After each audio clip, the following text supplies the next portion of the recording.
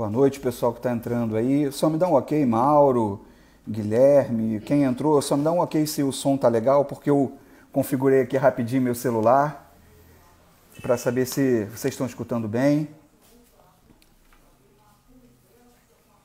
Opa, nosso querido Jorge Luiz Silveira já está na área. Vou chamar ele aqui.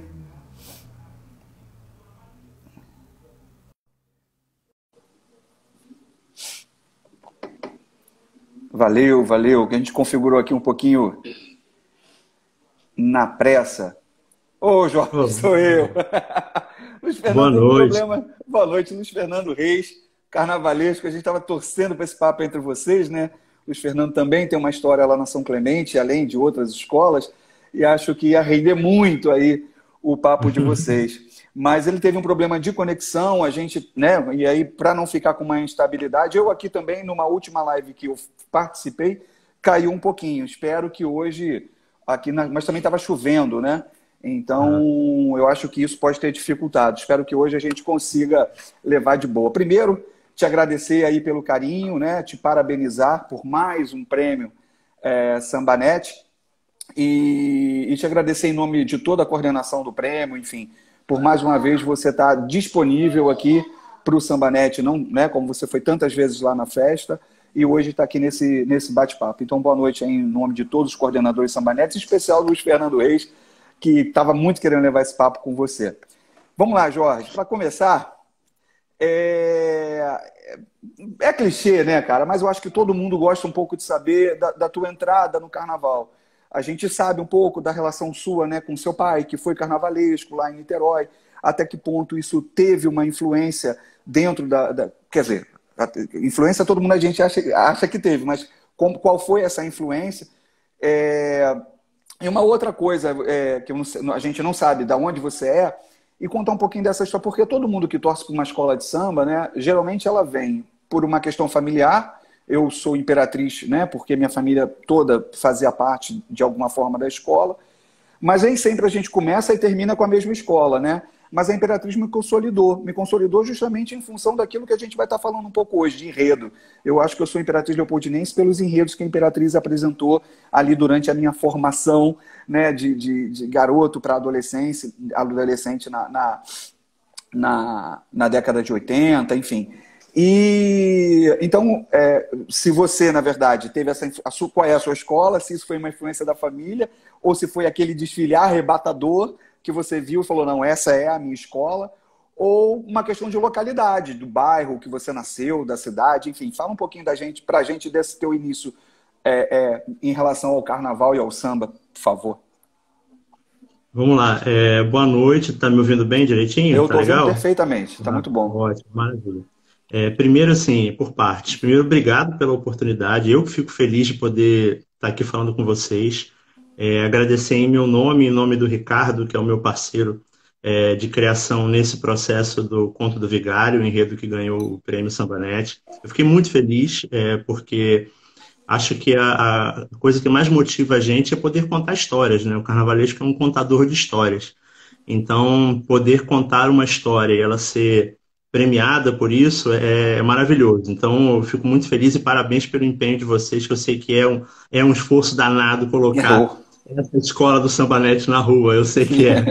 E vocês merecem também todo o aplauso. Mandar um abraço para o Luiz Fernando. Eu vi ele passando aqui o nome dele passando. Mandar um abraço para ele. A última vez que eu tive com ele foi muito produtivo. A gente conversou bastante.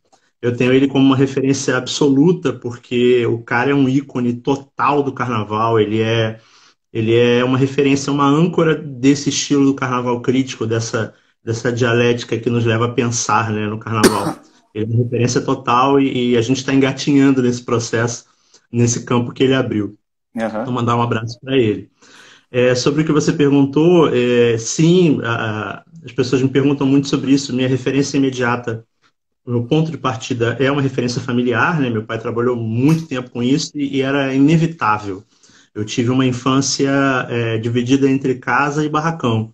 Então, eu pude brincar no meio de carros alegóricos e fantasias. Então, eu tive uma perspectiva muito diferente da maioria dos meus colegas. Então, eu tinha o carnaval como uma realidade muito, muito próxima, muito tangível.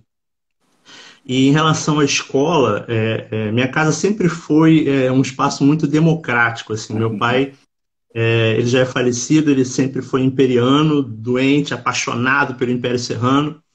Minha mãe, portelense. Então, parece até que minha família é de Madureira, mas nós somos de Niterói, né? Minha mãe portelense, meu pai imperiano.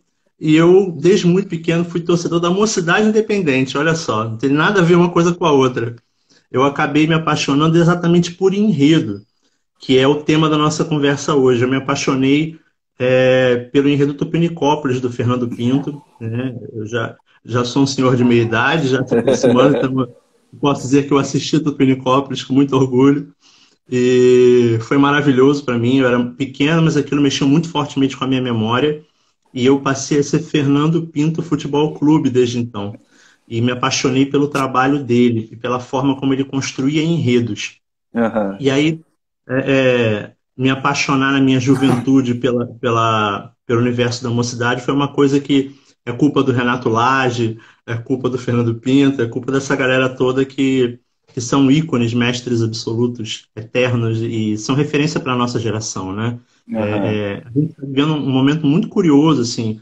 É uma geração nova, entre aspas, que está chegando ao carnaval, mas que está tendo a oportunidade de fazer carnaval ao mesmo tempo que os seus ídolos.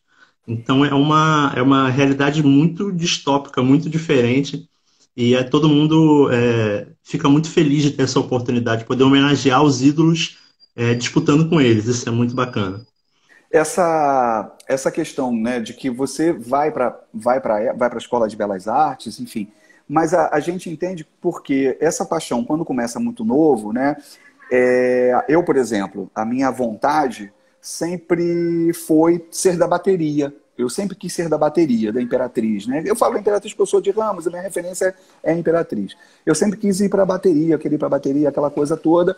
E aí, ainda pequeno, pequeno, eu ali com 9, 10 anos, ganhei um tamborim, tocava nos blocos aqui do bairro e tinha que fazer, para chegar na bateria da Imperatriz, que naquela época era muito difícil você entrar numa bateria, você tinha que fazer alguns estágios, vamos dizer assim, num bloco ou outro, para alguém te enxergar e falar, pô, vai lá na Imperatriz e tal, e isso aconteceu.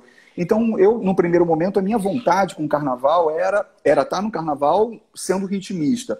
Para você, quando começou, a sua paixão já foi o desenho, por exemplo? Ah, você já desenhava alguma coisa, já rabiscava alguma coisa? Foi a tua primeira paixão pelo carnaval ou isso veio depois? Foi por meio do desenho, sim, da forma, do processo de criação, porque a gente acaba lidando mais tempo com o carnaval durante o ano, fora do ambiente do processo de criação. Meu pai, por exemplo, eu via ele desenhando em casa. E quando ele ia para o barracão trabalhar, nos 3 meses que antecediam o carnaval, eu já tinha visto ele um ano inteiro trabalhando o processo criativo. Então, desenhar para mim sempre foi um ato natural, observando ele desenhar. E desde muito pequeno, minha família investiu nisso, acreditou, fui fazer curso de Legal. desenho, comecei a estudar desenho. E aí, quando eu fui fazer Escola de Belas Artes, já fui buscando profissionalizar o meu desenho para pensar num dia poder direcioná-lo ao carnaval. E eu acabei me formando, dei aula há muito tempo, dei aula há 15 anos de desenho, me formei como professor. E gradativamente eu fui migrando, abraçando a carreira do carnaval, e a minha porta de entrada real foi por meio do desenho, porque eu comecei a prestar serviço para vários carnavalescos, oferecendo meu trabalho como desenhista e participando ali como o braço do processo de criação de muitos deles, podendo participar, observar, Uhum. aprender o processo criativo deles. Então, essa foi a minha porta de entrada e eu acabei me acostumando com a ideia de ver o carnaval pelo ofício, pelo trabalho, pelo bastidor. Então, isso Aham. sempre me apaixonou, porque era uma referência que eu tinha em casa do meu pai. E quando eu comecei a trabalhar, isso se ampliou, porque passei eu agora a participar do processo criativo junto com os outros profissionais. Então, Então, o desenho foi a porta de entrada. a escolha da Belas Artes, a escolha de fazer uma carreira foi em função do carnaval, né? Você, quando Uhum. foi, você já tinha a ideia de que isso, ou seja, o seu aprendizado acadêmico serviria de base para o teu trabalho no ramo do carnaval. Então já tinha essa ideia, né? Sim, Bom, sim, sim. e aí eu falo que de uma brincadeira, né? O Sambanete, o grupo do Sambanet entrou nesse carnaval virtual lá. Eu, inclusive, fui carnavalesco da... Qual foi, meu Deus? Da Ociosos de Jericinó. E fui, e fui Muito bom. carnavalesco. Eu O conheço, eu primeiro, conheço. antes da Ociosa, eu fui lá de Bangu. Tradição de Bangu. O primeiro enredo foi Quente como Inferno, Longe pra Chuchu, Bangu, Bangu, Bangu. E aí, Sensacional. é muito legal. E eu sempre fui da área de TI, né? Assim, eu trabalho na área, eu trabalho na Fiocruz, né? É ligado à saúde, mas na parte de suporte em TI. Então eu sempre trabalhei com algumas ferramentas, e aí quando nós fomos para fazer o material lá para o desfile, eu usei GIF. Então eu tenho o título de ser o primeiro a colocar alegorias com animações no Carnaval Virtual, tá? Esse título é meu. Eu sou o Paulo Nossa Barros, Senhora. sou o Paulo Barros virtual, porque eu botei É o movimento. Fernando Pamplona do Carnaval Virtual. Eu botei movimento na alegoria. E aí, o que é muito legal, porque o carnaval virtual, como ele não tem os recursos de um desfile, bateria, quer dizer, tem aquilo que é gravado, né? Mas o que mais vai levar-se em consideração de um carnaval virtual é a ideia do pensamento do enredo e o desenvolvimento dele na avenida, em termos de fantasia e de desenho de alegoria. Eu não sou nada disso, eu só sei usar um pouco de CorelDRAW e daí fazia algumas maluquices, mas aí eu vi que a coisa se tornou muito séria. Foi quando eu me afastei. Falei, gente, a coisa entrou num grau de profissionalismo, né, no sentido de desenho, de seriedade, né, vamos dizer assim, que não dava para eu continuar com aquilo. Aí já fugia completamente.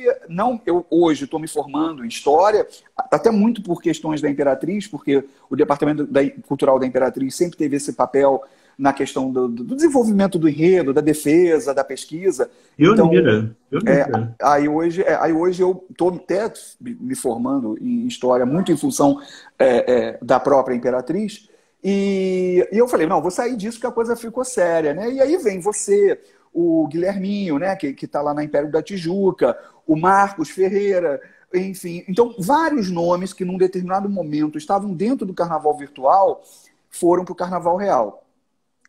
E a questão é que você sai de uma possibilidade de fazer qualquer maluquice, né? Porque carnaval virtual você pode criar qualquer coisa, para você passa a ter limites de espaço, limites orçamentários, enfim. Então, eu queria que você falasse agora mesmo do teu início em termos de escola de samba. Como é que foi? Por onde você entra? No sentido de você teve com o Maxi, você teve com Rosa, você teve com alguns carnavalescos ali trabalhando. E isso é interessante porque você passa a ser plural, né? Você consegue pegar o que cada um tem de melhor e criar uma própria identidade. Então, eu queria falar um pouco dessa passagem do virtual para o ofício de desenho e aí encarar uma primeira escola de samba como carnavalesco. Como é que foi isso? Eu comecei, no mesmo ano que eu comecei a fazer carnaval, prestar serviço para os carnavalescos, foi o mesmo ano em que eu comecei a trabalhar no universo do carnaval virtual. Um amigo me mandou o material pela internet, perguntou se eu conhecia, eu não conhecia, achei interessante a possibilidade, e aí ele me convidou para poder assinar um trabalho no carnaval virtual, acabei me apaixonando pela ideia, me envolvi e acabei me envolvendo de tal forma que participei várias vezes, até hoje eu participo, me envolvo e sou apaixonado pelos amigos que participam, é uma coisa alucinante, é divertido, é muito legal, é uma oportunidade da gente trabalhar sem limite, né? Isso é muito Aham. bacana. Mas eu comecei ao mesmo tempo a trabalhar nos dois universos, então eu já tinha um sistema de pesos e contrapesos muito forte na minha cabeça, porque eu tinha que lidar com um concreto muito imediato. Então isso acabava interferindo na minha maneira até de pensar no carnaval virtual, já pensando como aquilo poderia ser realizado, como aquilo Legal. poderia ser construído. A minha primeira oportunidade foi junto ao carnavalesco Jaime Cesário, que é meu grande padrinho, papa no carnaval para mim, que me ensinou toda a questão técnica, construtiva de projeto de carnaval. Ele me ensinou muito sobre a questão da importância do desenho enquanto documento no desenvolvimento do projeto, desenhar em escala, desenvolver as plantas técnicas, assumir a responsabilidade de todo o processo.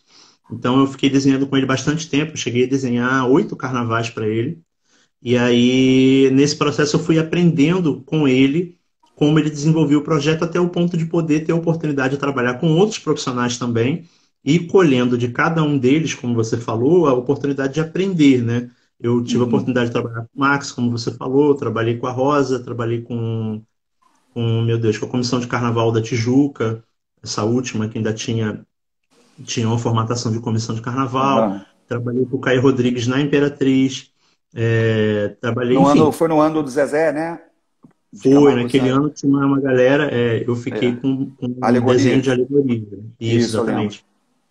E aí, enfim, com cada um deles e cada escola, eu fui tendo a oportunidade de ver que existem muitas lógicas diferentes de carnaval. Isso é enriquecedor, porque cada um tem a sua linguagem, cada um apresenta o seu viés, o seu aprendizado, cada um tem uma referência diferente, são épocas diferentes, estilos diferentes. E aí eu fui podendo colher dessa experiência toda. E eu tive a primeira oportunidade assinando junto a uma comissão de carnaval também em São Paulo, na Dragões da Real, que é a escola que eu retorno esse ano, Retornou esse ano. Aham. em 2015, que também era um formato de comissão. Lá eu começo assinando junto com os amigos nesse formato de comissão. E ali eu desenhava para Dragões e em paralelo para outras escolas fora de São Paulo, em outros grupos. E aí eu fui tocando o barco e espalhando o trabalho. A internet me ajudou muito. Esse veículo que nós estamos usando agora, frequentemente na quarentena, foi minha porta de entrada. Eu montei um blog na internet e comecei a publicar meus desenhos. E desde então eu comecei a divulgar pela internet e as pessoas começaram a convidar para que eu pudesse desenhar seus projetos. E aí o barco começou a andar. Essa questão de fazer um blog na internet, né? Para a galera mais nova. Blog é uma coisa que. Enfim, Né? mas Parece um o. século passado, né? Pois é, te entrega mais do que Fernando Pinto, mentira. Exato. Mas esse processo de desenho, porque a gente tem, por exemplo, eu vou te dar como referência o Leandro, né? Ele esteve conosco lá em 14 e 15. E até na conversa aqui que eu tive com ele, e eu já era do departamento cultural, e eu acho assim, primeiro que o departamento cultural, eu acho que ele é um nivelador ali, é uma baliza, sabe? Eu acho que não está ali para interferir no processo criativo, mas eu falo que eu sou um pouco o chato. Por exemplo, quando eu vejo as fantasias, eu pergunto a cadê a ala das damas?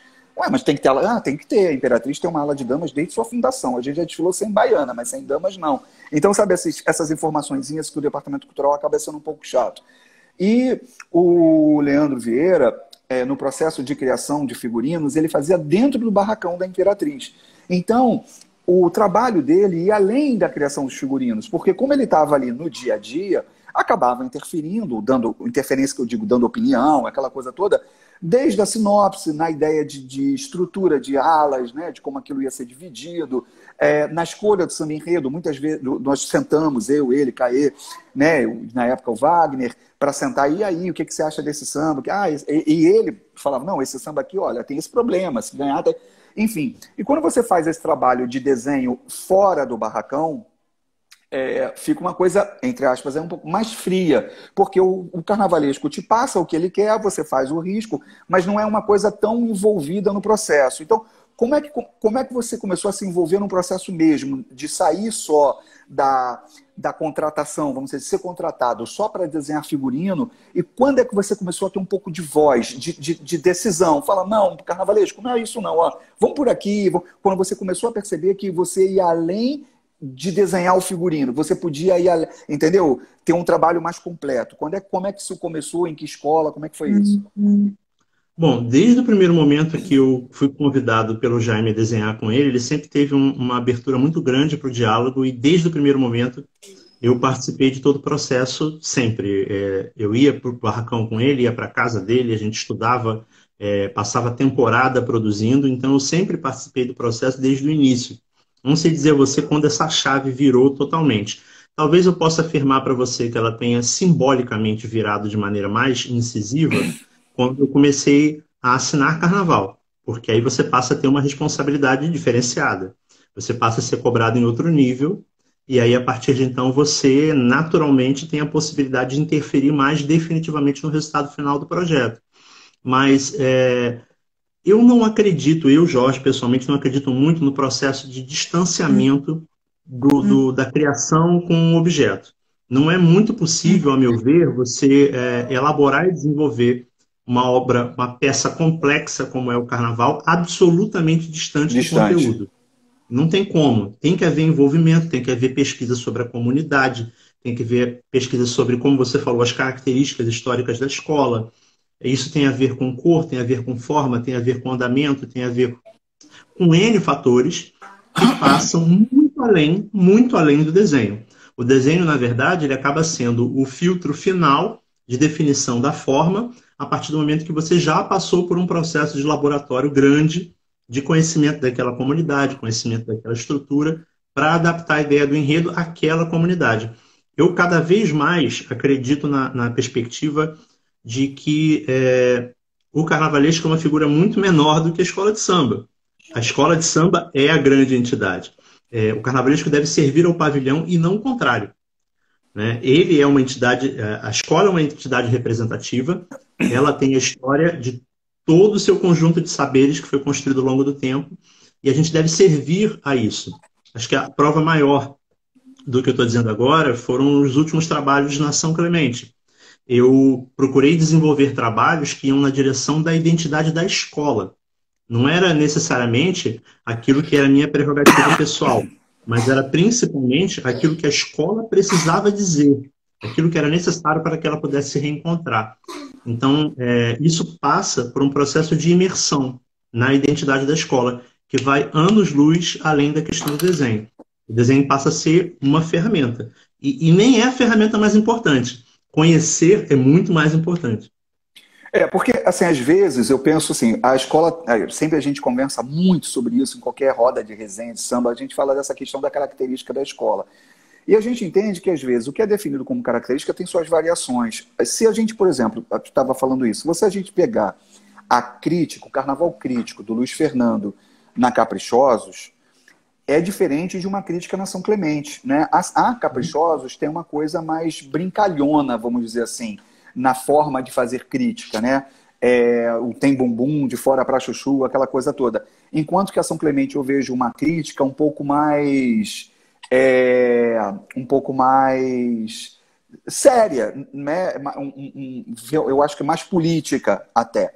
E aí, a própria Imperatriz, que fala, a Imperatriz é uma escola que fala de história. Se você pegar o Liberdade é Liberdade, que é um enredo sobre os 100 anos da Proclamação da República, ele tem um caminho histórico. Mas se você pegar, por exemplo, Rosa Magalhães, sei lá, com Catarina de Médici, é uma coisa completamente diferente, por mais que trate do mesmo tema.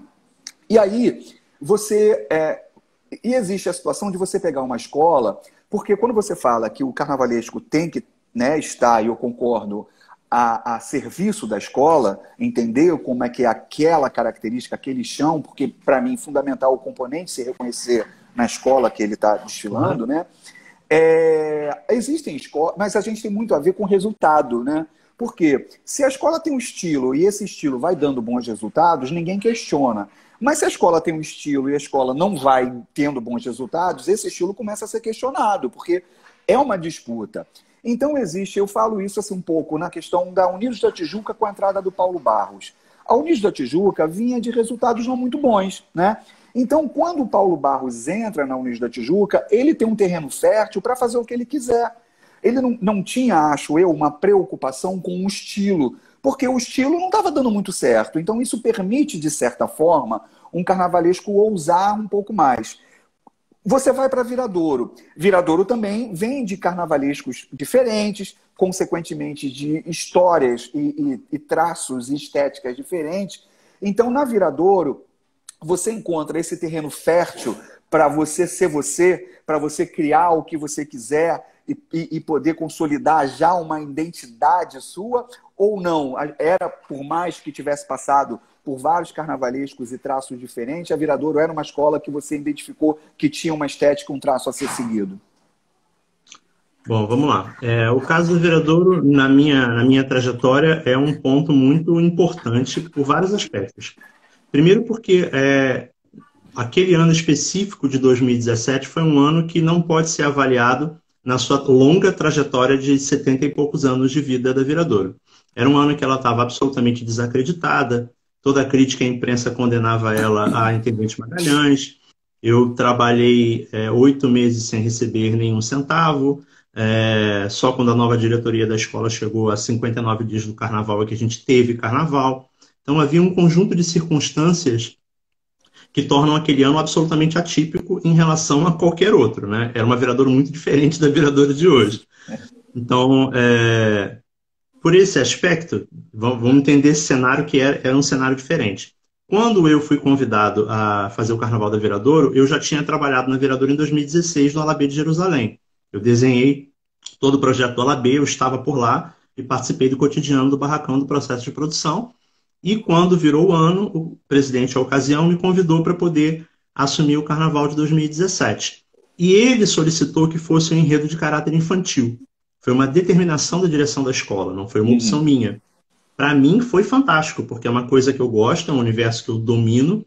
Eu trabalhei com juventude, infância e desenho a minha vida inteira.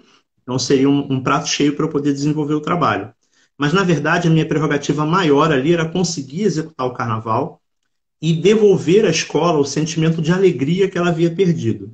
Acho assim, eu tenho muito pouco tempo de carnaval, eu estou indo para o meu 8º desfile assinando o carnaval. É muito pouco ainda, eu tenho muita coisa para fazer ainda, se Deus quiser. Mas uma coisa que eu já observo, em linhas gerais do que eu venho tentando fazer, eu quase sempre chego para poder resgatar alguma coisa, algum valor que esteja perdido. Né? Isso aconteceu na Viradouro, porque a Viradouro estava absolutamente triste, ela estava condenada a uma profundidade de limbo, de tristeza absoluta, e era necessário injetar alegria de volta às pessoas. E isso aconteceu de maneira muito enfática, muito forte. A opção do enredo infantil, para mim, foi maravilhoso, porque é tecnicamente um enredo barato.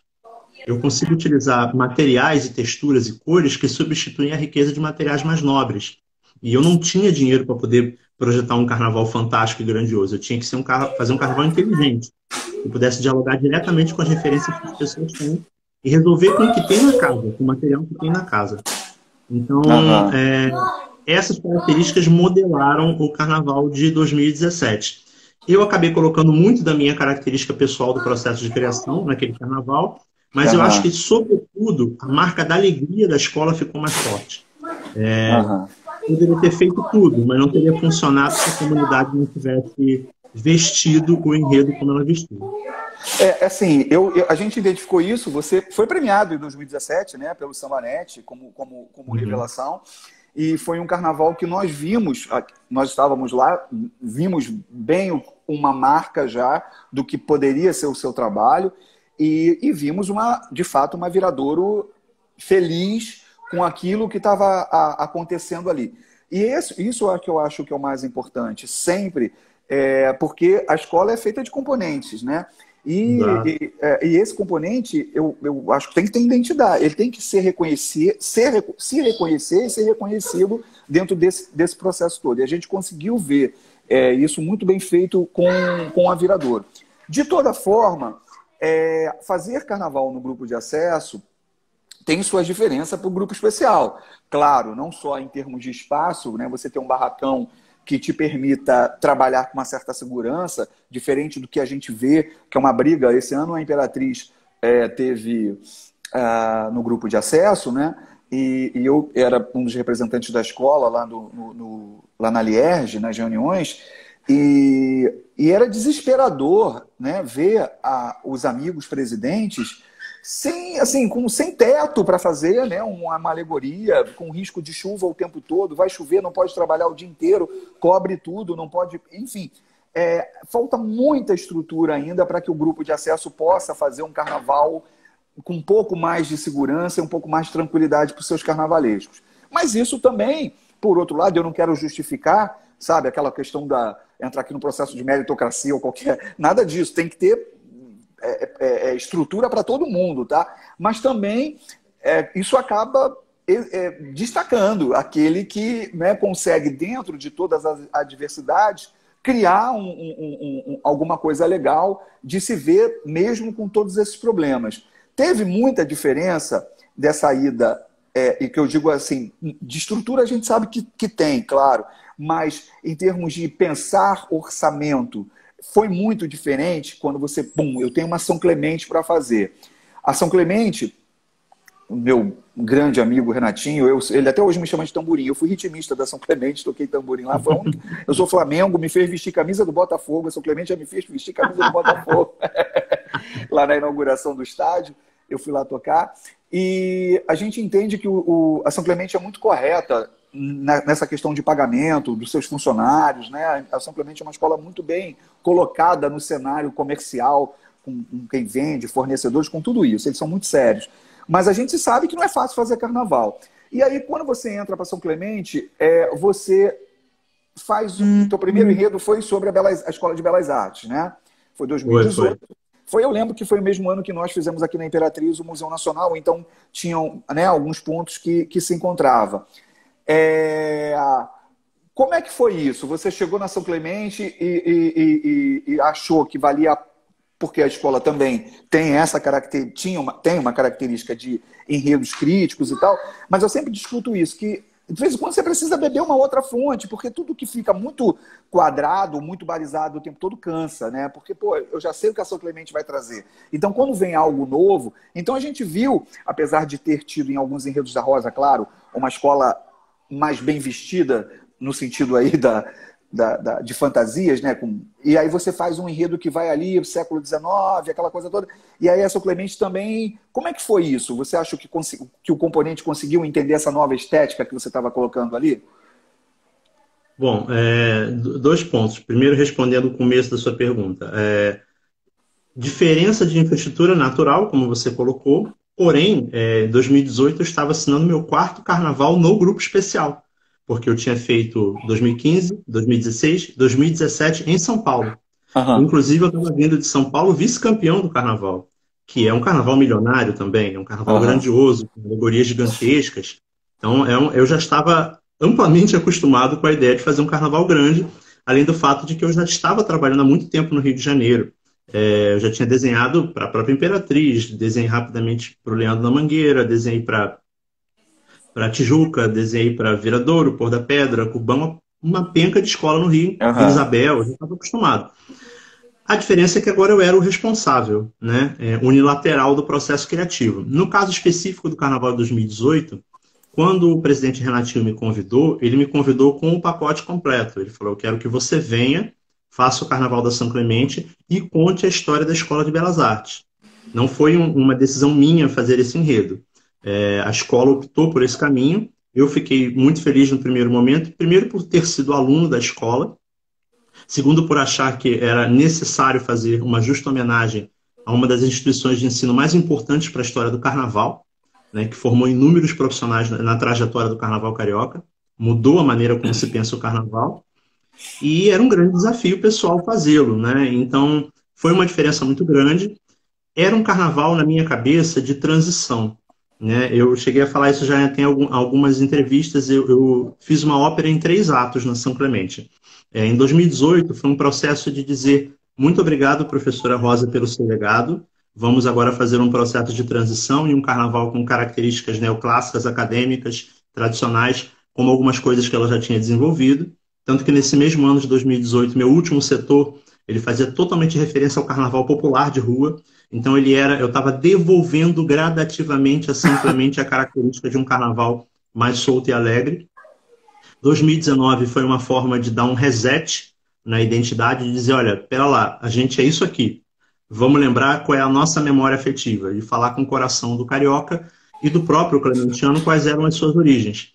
E 2019 era enfiar o pé na jaca na questão da crítica e da irreverência, que aí era a minha oportunidade de poder falar o meu discurso dentro dessa narrativa. Então, eu vivi um romance de 3 anos com a comunidade querida da São Clemente, nesse processo de transição, de trazê-la desse lugar, que foi fundamental. Todo ano a São Clemente sempre foi a escola que estava na linha de fogo, na linha de tiro. Todo mundo dizia que vai cair, que vai cair. Eu nem sei dizer quantas vezes eu ouvi isso. Imagino. De que eu não seria capaz, meu trabalho não ia dar conta, que eu não teria competência para segurar. E lamento, deu certo. E aí foram 3 anos de muita alegria, muito trabalho. Eu tenho um amor enorme pela São Clemente, um carinho enorme pela família Gomes. O Renato e o Roberto seguram a escola com toda a força, toda a garra. É uma família muito dedicada, muito apaixonada. e eu fiquei muito feliz nesse processo todo. Então, para mim foi muito natural, foi um desabrochar meu e da própria São Clemente nesse processo. E eu fiquei muito feliz quando encerrou esse ciclo, porque eu pude devolver a ela essa essência, esse carinho dela com ela mesma em relação à sua identidade. Eu sei que seu próximo ano está em São Paulo, mas eu quero terminar falando da São Clemente 2020, né, que é onde você ganhou o seu prêmio. Então, vou adiantar um pouquinho essa. Eu não conheço o Carnaval de São Paulo, assim, reconheço que eu não conheço, né, é um carnaval que eu não acompanho, porque a gente que é envolvido com carnaval, no período, assim, ver um desfile em São Paulo para mim é quase que impossível, até porque eu estou na avenida, enfim. E aí eu não sou muito adepto a ficar no YouTube vendo desfiles e tal. Faço isso com alguns desfiles antigos da Imperatriz, mas não é muito a minha praia. Eu gosto de quadra, eu gosto de movimento. Enfim, agora na quarentena eu estou até mudando isso, claro. Mas eu conhecia o Carnaval de São Paulo através da Tom Maior, quando homenageou a Imperatriz, né? Começou com o Cebola, lá como carnavalesco, e o Cebola pediu para que eu escrevesse a sinopse, então eu tive lá para a apresentação da sinopse, e fiquei louco, falei, gente, isso é bom demais, né? A estrutura que é dada para as escolas, né? Já existia lá a Cidade do Samba, a Fábrica do Samba, né?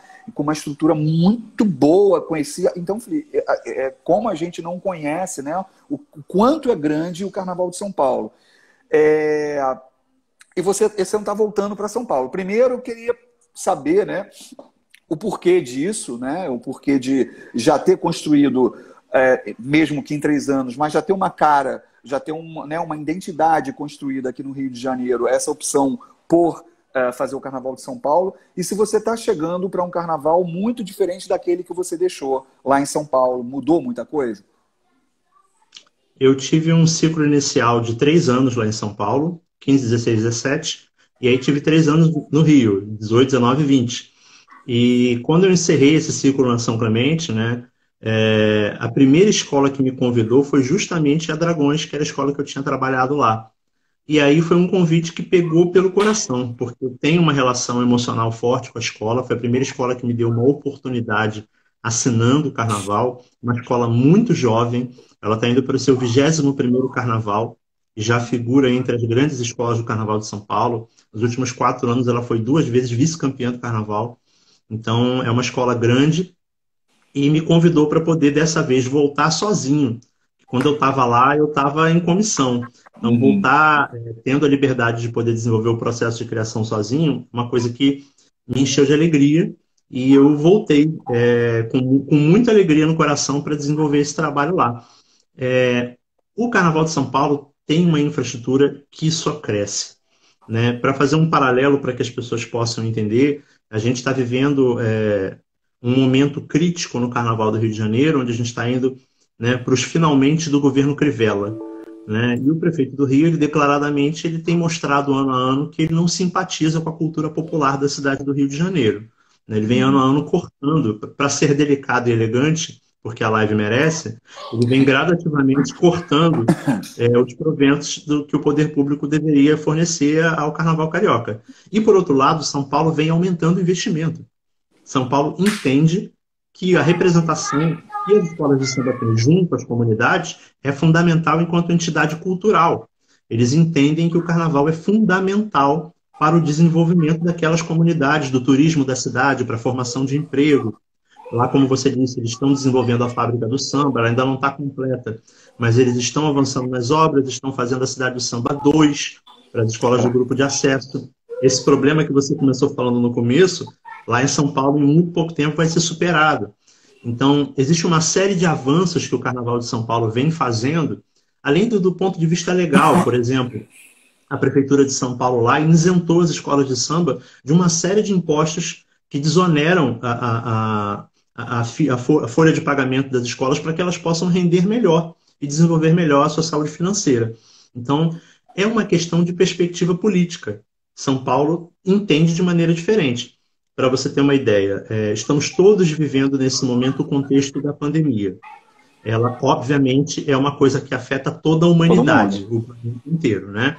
Não há nada mais importante nesse momento que salvar vidas. Todo mundo sabe disso. Nós não sabemos ainda em que circunstâncias se dará o próximo carnaval. é importante primeiro pensar nas vidas humanas. E um dia ele vai acontecer. Claro. Pode ser que não seja na data natural, que isso seja um pouco mais adiante, mas em algum momento nós tenderemos a ter de volta a nossa festa. As escolas de samba em São Paulo já estão conversando sobre isso. Enquanto a gente não ouve muita coisa no Rio de Janeiro, a Liga lá em São Paulo já se reuniu, já começou a conversar, a debater qual vai ser o formato do carnaval, quantos carros, quantas alas, tempo de desfile. Tudo isso está em pauta, está se conversando. Porque se entende da necessidade de manter viva a cultura e a infinidade de profissionais que vivem da mecânica do carnaval, das famílias que sobrevivem do processo construtivo do carnaval. Então lá existe essa outra postura e acho isso um mérito, acho bacana. Eles estão estudando e estão procurando aprimorar ano a ano.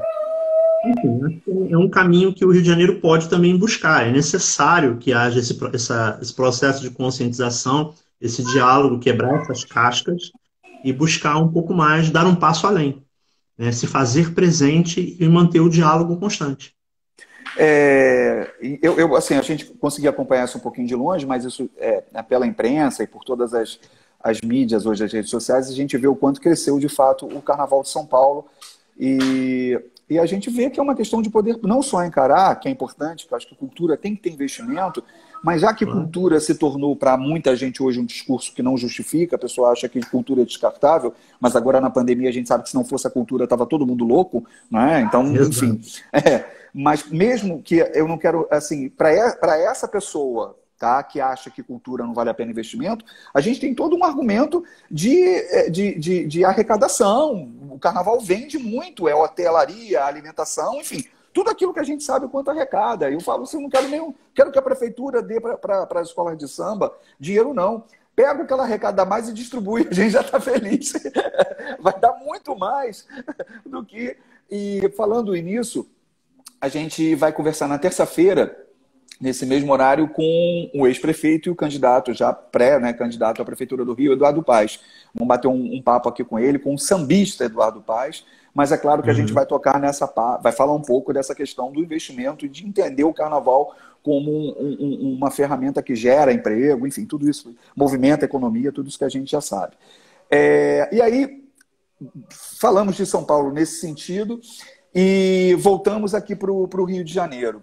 Eu vi uma live que você participou há pouco tempo, não lembro agora onde foi, e você falando, que é uma coisa que é verdadeira para a gente sabe disso, que é essa questão do peso da bandeira, né, ô Jorge? A gente viu uma São Clemente em 2019, que se a bandeira não pesasse tanto, meu ponto de vista, eu posso estar enganado, São Clemente era a figura fácil no desfile das campeãs, sabe? Eu acho que foi um dos desfiles mais interessantes que eu vi. E aí já pegando um gancho para 2020, mas eu vou falar daqui a pouco, porque por mais que fosse um samba reeditado, que tá na nossa, para quem é sambista, está na nossa memória afetiva, você conseguiu dar uma leitura muito interessante em termos de alegoria, de fantasia. Foi uma coisa assim, sabe, gostosa de ver, sabe? Que desfile gostoso, interessante, com uma coisa jocosa, ao mesmo tempo um tom crítico, ao mesmo coisa a estética do bom gosto. E aí, na hora que vai abrir os envelopes, você, pô, não é possível. Como é que é isso, cara? Eu sei que, né, é para chatear qualquer um, mas você que está ali naquele processo, fazendo a coisa, e de repente você fala, infelizmente, você sentir esse peso da bandeira, como é que... É ruim pra cacete, eu sei, mas fala um pouco disso. É uma merda. Tentei que encontrar uma palavra mais educada, mas eu não consegui. É muito ruim, é péssimo, porque assim... Há um grau de dedicação e entrega que as pessoas nem imaginam, sabe? Quando a gente se dedica a um projeto como esse, ele envolve tanta coisa, tanta gente, tantos saberes, tanta renúncia que todo mundo faz, que fica muito difícil de você entender como que alguém que tem o poder da caneta na mão não consegue ver que o público todo está reconhecendo, que a galera toda está ali vibrando junto e a pessoa não reconhece isso em nota. A gente sabe das questões políticas que existem no carnaval, do quanto isso deveria ser diferente, né? Não deveria ser desse jeito. É muito triste, especialmente porque, pense comigo, a linha de raciocínio é o seguinte, eu estou chegando novo nessa brincadeira. Eu tenho muito pouco tempo nessa festa. Eu estou fazendo carnaval com gente que está muito mais tempo, muito mais estrada de carnaval. Então, assim, naquele ano especificamente, eu direcionei todo o meu trabalho para poder louvar aquilo que eu considerava que era simbólico para a memória afetiva de quem ama carnaval. Então, assim, muito mais do que mostrar o meu gosto pessoal, o meu trabalho, eu senti que era minha tarefa naquele momento dedicar toda a intenção do meu trabalho a mexer na memória emotiva de uma instituição do samba. Naquele ano especificamente, como o resultado da São Clemente em 2018 tinha sido muito ruim, o peso da responsabilidade tinha sido muito maior para 2019. Todo mundo acreditava mais ainda que o carnaval não ia ser legal. Falei, poxa, quer saber? Eu vou falar com a memória emotiva das pessoas. Já que está todo mundo dizendo que a São Clemente não merece estar, eu vou lembrar a eles o que é a São Clemente. Vou lembrar a todo o povo do carnaval por que ela é importante. Quais foram os pontos que ela tocou no coração das pessoas na memória emocional do carnaval. Daí a necessidade de reeditar o samba sambô como um simbolismo e materialização de todo o contexto das sacanagens todas que estavam acontecendo no carnaval. Ninguém melhor do que ela para falar naquele momento. Até porque, até na própria sinopse eu justifiquei, ela também votou na virada de mesa naquela ocasião, no ano anterior. E eu deixei muito claro lá, dizendo no meu texto, que quando o peixe é pequeno, para bom entendedor, já basta, né? A São Clemente era pequena perante ao voto dos outros. Se ela não tivesse votado, ela teria rodado.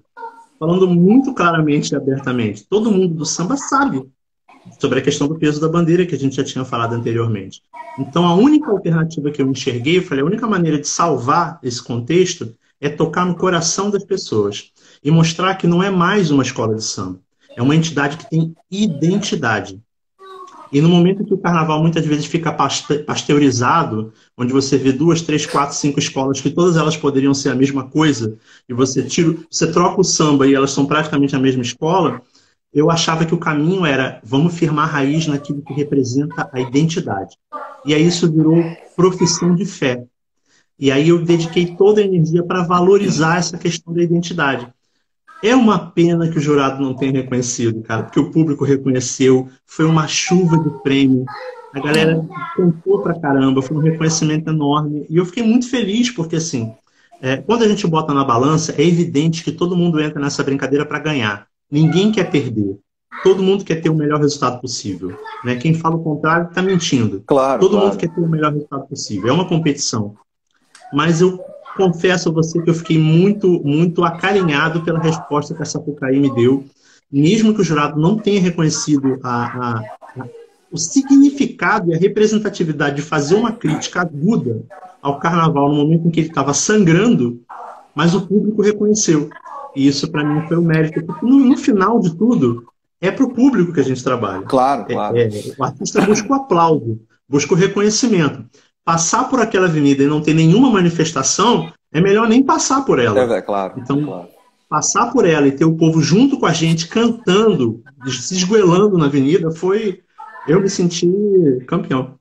Que bom. Eu vejo assim que, só corroborando um pouco com isso que você está falando, eu falo sempre isso, até um pouco repetitivo, eu sou jurado, né? Eu julguei no grupo de acesso, em alguns outros lugares, e sempre dividido entre samba enredo e bateria.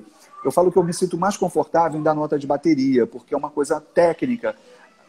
Aqui está mais afinado, ali está menos afinado, acelerou, não acelerou, enfim. Enquanto samba enredo, a gente está interferindo diretamente na obra, na arte de uma pessoa, né? Então, assim, eu sempre questiono, porra, quem sou eu para falar que o samba é ruim ou bom, enfim, é pesado.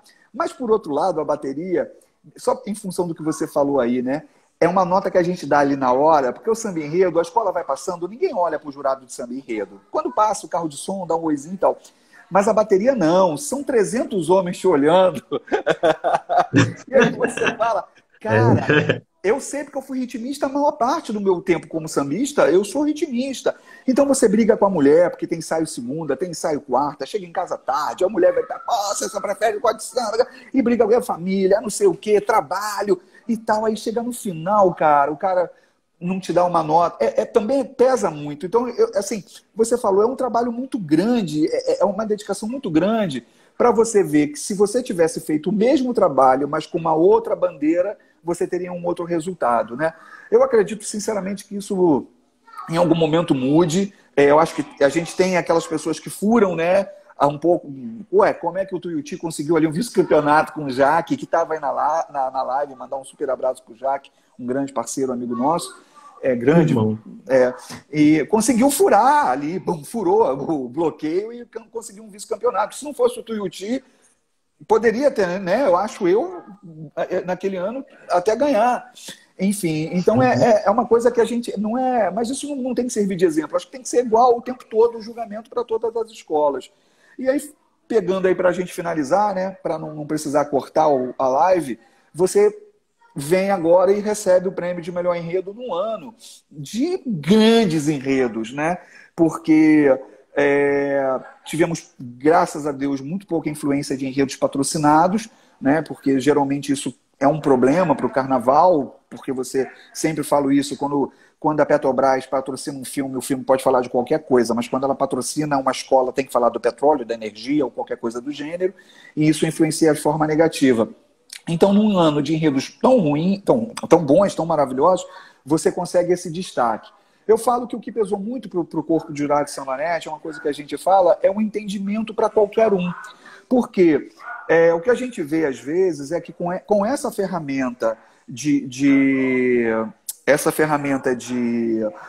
livreto de avenida, livro abre alas. Então, o jurado acaba tendo uma linguagem mais acadêmica, falando com o carnavalesco, uma linguagem mais acadêmica, qual ele fala com o jurado, e o cara que está lá na arquibancada, ele não entende muito o que está passando na frente dele. Esse ano, eu te passei por isso, falei aqui na outra live, no domingo, na segunda-feira eu comentei na FM O Dia, e aí para poder comentar eu levei o livro Abre Alas, os revistinhas, e aí eu falava, então a próxima fantasia representa, aí eu olhava, rapaz, o que representava, eu olhava para a fantasia e falava, meu Deus,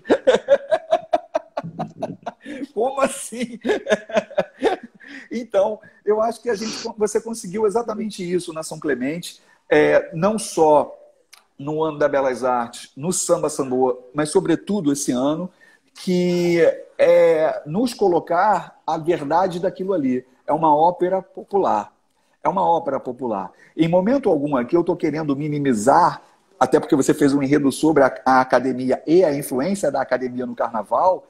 Eu acho que essa coisa que às vezes uma escola, não, o carnaval de verdade é samba no pé, é o samba, é a bateria, ok, também, mas é também fantasia, é também alegoria. Esse é o desfile de escola de samba, ele é composto de todos esses elementos estéticos, entendeu? Então, se eu fosse pensar, quem é Arlindo Rodrigues, né? Quem é o próprio Fernando Pinto, como você citou, Rosa, Renato e todos os Pamplona.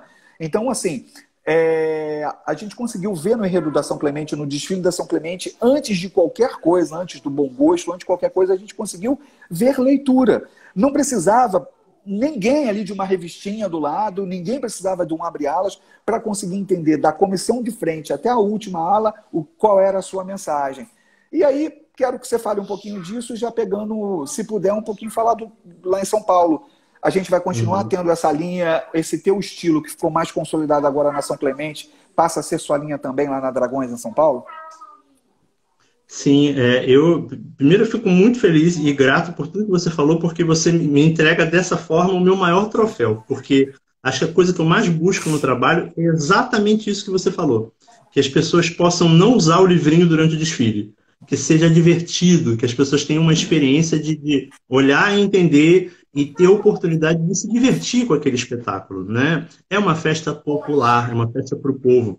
Eu acho que tem espaço para todos os pensamentos, para o pensamento mais acadêmico, para o pensamento mais conceitual, mais libertário, mas acho que, sobretudo, tem uma camada que a gente não pode abrir mão jamais, que é uma festa do povo para o povo.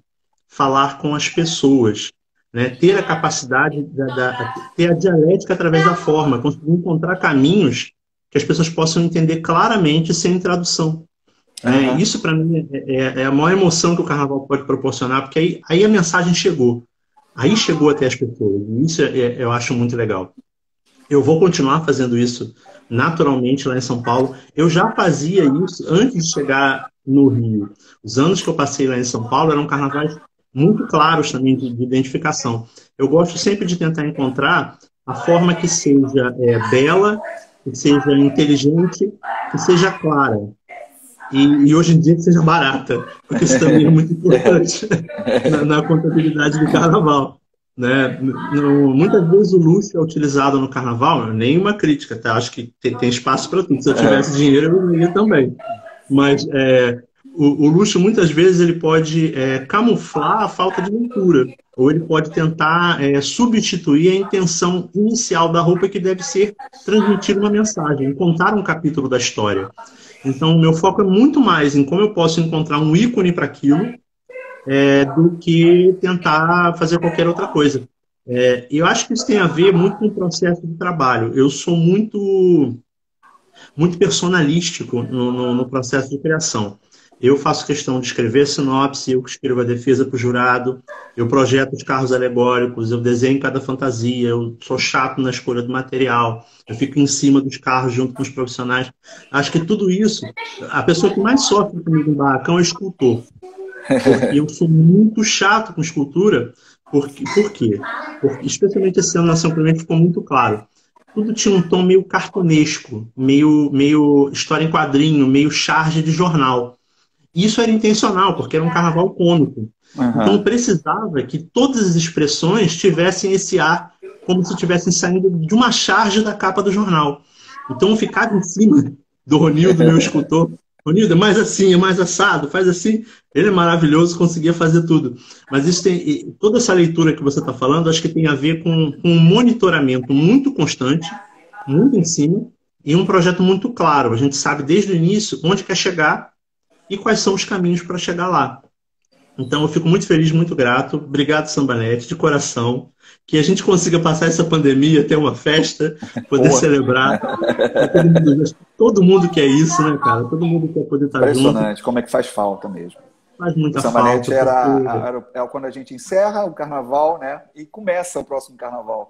Porque é ali que a gente já começa a saber das fofocas, quem vai ser o quê, quem está em tal escola.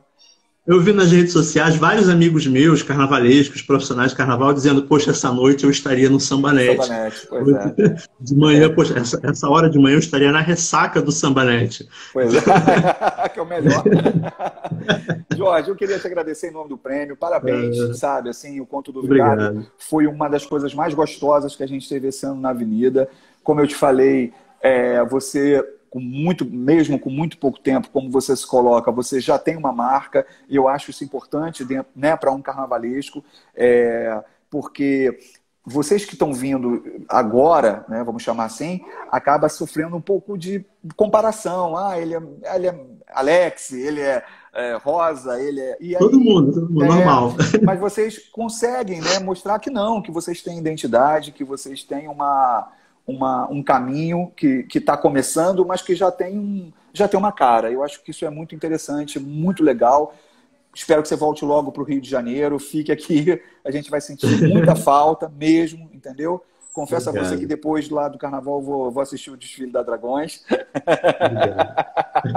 Querido, muito obrigado pela presença, boa sorte nessa nova caminhada, e o Sambanete agradece, em nome de todos os coordenadores, eu agradeço e te parabenizo pelo prêmio. Valeu? Um grande abraço, uma boa noite. Muito obrigado. Boa noite, obrigado a todos. Valeu, um abração.